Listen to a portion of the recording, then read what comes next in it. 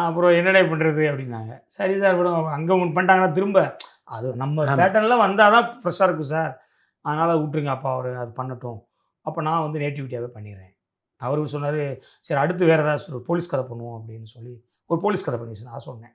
அது ஐடியா வேணாம். ஏன்னா போலீஸ் கதைனாலாம் வேணாம் நீங்கள் நேட்டிவிட்டியே பண்ணிடுவோம் அப்படின்ட்டாரு. சரி ஓகேன்ட்டு அந்த தேவராட்டம் பண்ணேன் சார். அந்த படத்தினுடைய கதாநாயகி தான் கௌதம் கார்த்தியுடைய வாழ்க்கை துணைவி. ஆமாம் சார். அந்த படத்துலேயே இருந்த அந்த காதல் இல்லை சார் அது தெரில சார். அது எனக்கு தெரில எனக்கு தெரில.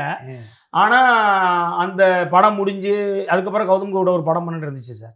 புலிக்குத்தி பாண்டி வந்து கௌதம் கோஷ் தான் சார் பண்ணதுக்கு நான் இது பண்ணேன். அப்படியா? ஆமாம். அப்போ சன் டிவியில் கேட்டப்போ அவங்க என்ன சொன்னாங்கன்னா இல்லை நீங்கள் உங்கள் கூட லட்சுமி மேனன் பண்ணியிருக்காங்க.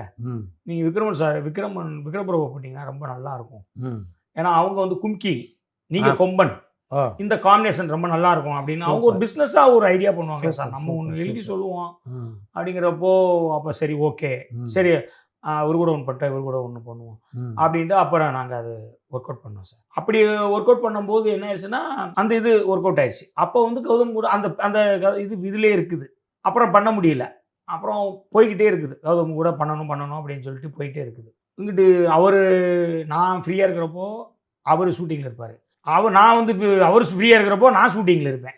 இப்படியே போயிட்டே இருந்துச்சு. திடீர்னு ஒரு நாள் ஃபோன் பண்ணார். சார் நான் வந்து யார்கிட்டையும் சொல்லலை உங்கள்கிட்ட தான் சொல்கிறேன். ஏன்னா அடுத்தவங்க சொல்லி இது உங்கள் காதுக்கு வந்துடக்கூடாது அப்படிங்கிறக்காண்டி சொன்னார். என்ன பிரதர் சொல்லுங்கள் அப்படின்னு. அப்போ தான் சொன்னார் இதை நீங்கள் யார்கிட்டையும் சொல்ல வேணாம் சார் நான் உங்ககிட்ட பர்சனலாக இதை சொல்கிறேன் அப்படின்னாரு.